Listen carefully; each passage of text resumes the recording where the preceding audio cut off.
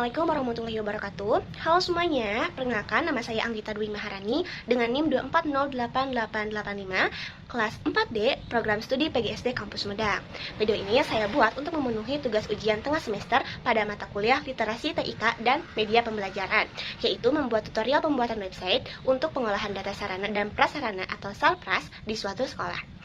Dalam tutorial ini, saya akan menggunakan aplikasi XAMPP sebagai server lokal, Notepad sebagai text editor, serta bantuan ChatGPT dalam proses pembuatan coding. Semoga video ini dapat membantu dan mudah dipahami. Selamat menyaksikan! Halo semuanya, langkah pertama yang harus kita lakukan pada saat membuat website dengan menggunakan aplikasi XAMPP, kita masuk kepada Google Chrome dan tulis download XAMPP dan masuk. Di sini kita akan disuguhi oleh berbagai pilihan yang disesuaikan dengan laptop kalian, mau itu Windows, browser, ataupun yang lainnya. Setelah kita mendownload, kita juga akan mendownload aplikasi Notepad++. Masuk ke Google Chrome dan download Notepad++ yang akan kita pakai versi apa. Selanjutnya kita masuk ke file dan ke Windows. Ke Windows masuk ke XAMPP dan di sana akan ada XAMPP control untuk menyalakan atau mengaktifkan, menstartkan XAMPP-nya. Di sini kita akan start pada Apache dan MySQL. Pada langkah ini, kalian bisa langsung open saja XAMPP-nya di Windows tanpa harus masuk ke bagian Windows gitu, bagian file gitu. Nah, di sini kita tunggu sampai keduanya Apache dan MySQL-nya berwarna hijau.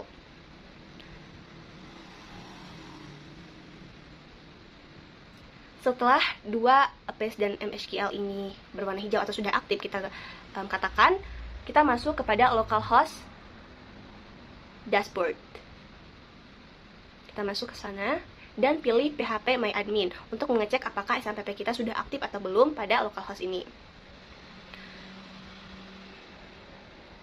Oke, setelah aktif, berarti setelah seperti ini XAMPP-nya itu sudah disebut dengan kata aktif.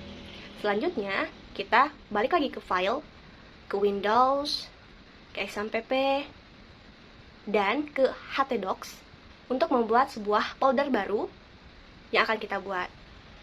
Di sini aku menulis UTS SARPRAS.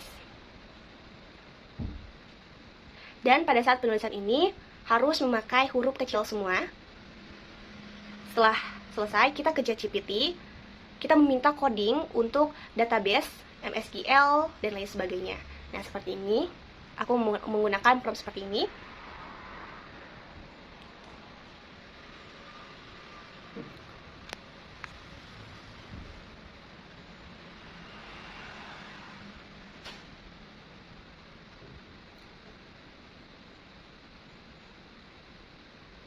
Kita menunggu sampai prosesnya ChatGPT-nya ada, data dari ChatGPT-nya ada.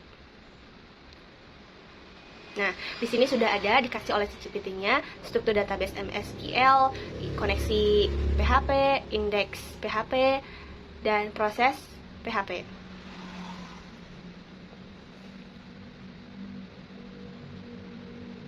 Selanjutnya, kita akan masuk kepada localhost, buat new atau baru, dengan database name yang sudah disuruh oleh ChatGPT-nya, yaitu data SARPRAS.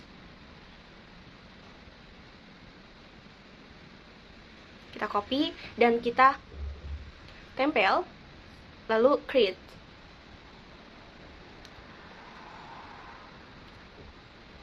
Oke, sudah terhubung. Kita masuk ke SQL. Pada SQL ini, kita salin saja coding atau kode yang telah ChatGPT berikan. Kita paste, dan di bawah kanan itu ada go atau send ataupun kirim. Kalaupun sudah, datanya akan seperti ini. Selanjutnya, kita buka aplikasi Notepad++. Kita input lagi database koneksi PHP. Kita masukkan ke Notepad++. Kita paste dan kita simpan atau save as Dengan langkah yang pertama, kita masuk ke Windows, kedua ke XAMPP, ketiga ke htdocs, keempat ke folder yang telah kita buat. Tadi saya membuat UTS Sarpras, dan kita namai filenya itu dengan sesuai dengan perintah ChatGPT-nya, yaitu koneksi PHP. Save. Setelah di-save atau disimpan, tampilan akan seperti ini, dan lakukan sesuai arahan ChatGPT.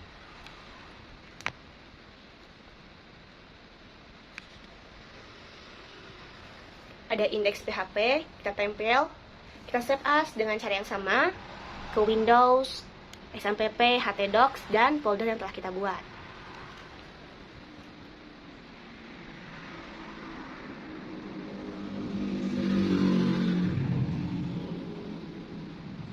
Namanya sama, dan usahakan hurufnya juga angka kecil, maksud saya angka kecil. Setelah itu lakukan sampai dengan proses terakhir, yaitu proses PHP. Kita masukkan ke Notepad, tempel atau paste, kemudian save as. Lakukan secara berulang dengan langkah yang tadi.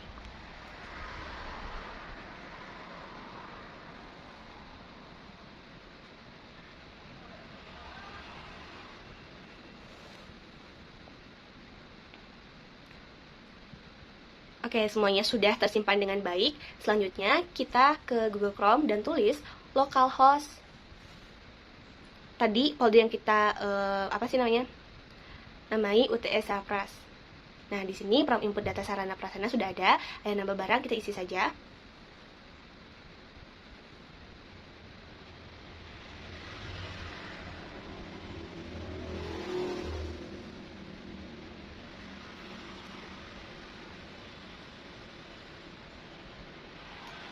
Setelah itu kita simpan, dan data berhasil disimpan. Pada tahap ini, kita kembali lagi ke localhost untuk melihat di bagian data DB Sarpras, bagian Sarpras apakah sudah sesuai dengan menggunakan XAMPP, membuat web dengan menggunakan XAMPP. Mungkin demikian tutorial yang dapat saya sampaikan. Semoga langkah-langkah yang telah dijelaskan dapat membantu dalam memahami cara membuat website pengolahan data Sarpras ataupun data lainnya.